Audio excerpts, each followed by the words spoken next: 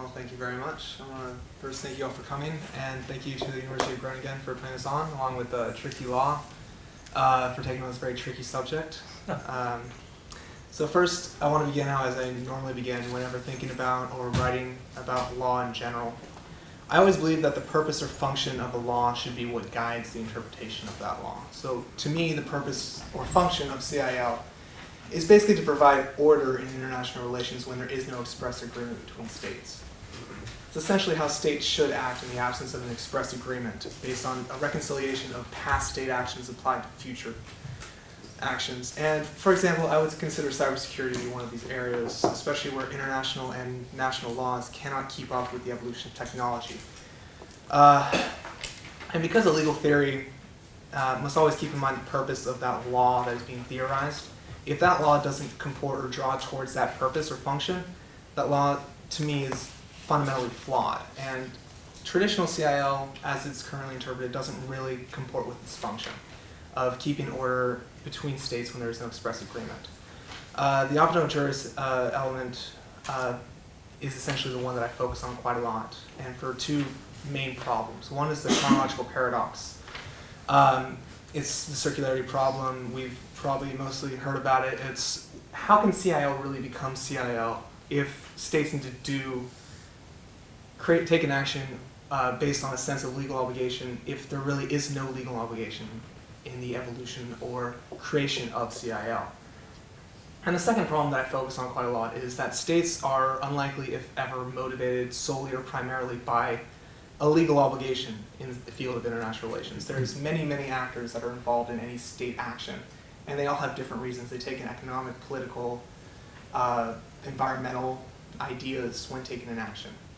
And so, to me, the traditional view really raises more questions than it answers, and the interpretation of the optional juris element particularly just raises quite a few problems.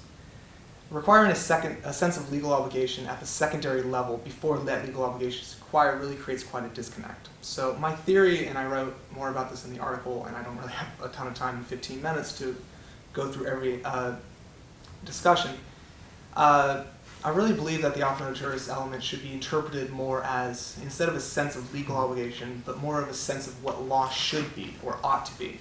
More of a prescriptive rather than a descriptive element.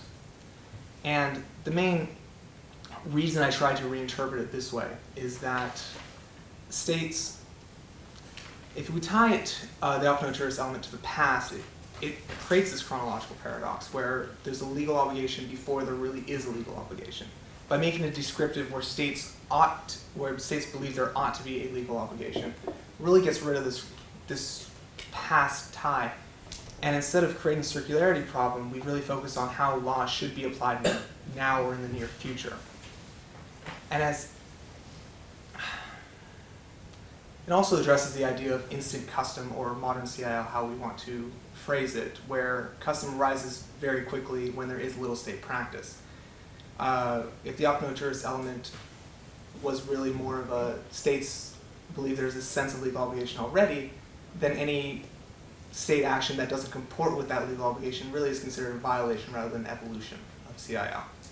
So in the sense of instant custom, we can think about the Paris Accords, where more than 100 states came together and believed that the environment really should be something that should be protected, and we need to come up with an idea of a set of norms or rules to protect that environment.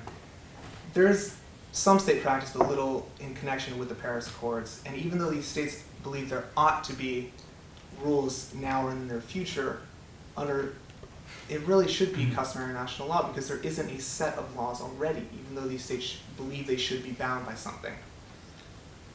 So,